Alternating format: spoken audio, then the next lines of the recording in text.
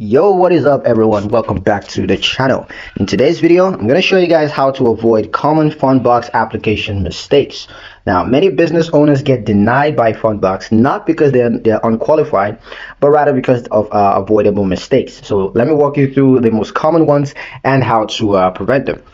The first mistake is incomplete business information.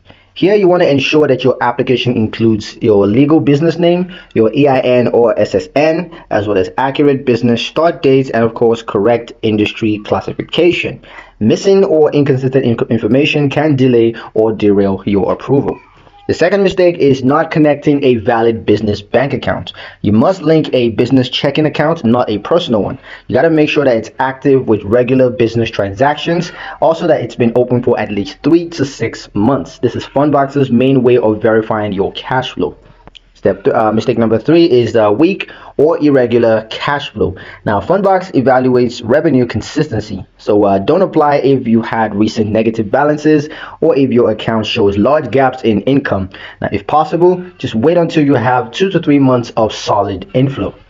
Mistake number 4 is ignoring accounting software synchronization. Now, if you're using QuickBooks, Xero, or other supported softwares, you want to make sure that you connect it. It strengthens your application and provides deeper financial visibility to Fundbox. Mistake number 5 is submitting before you're ready. Now, you want to double check all your information, connections, and documents before submitting. A rushed application is definitely going to be a rejected one. Avoiding these mistakes could be the difference between approval and rejection. So be thorough, patient, and of course, accurate.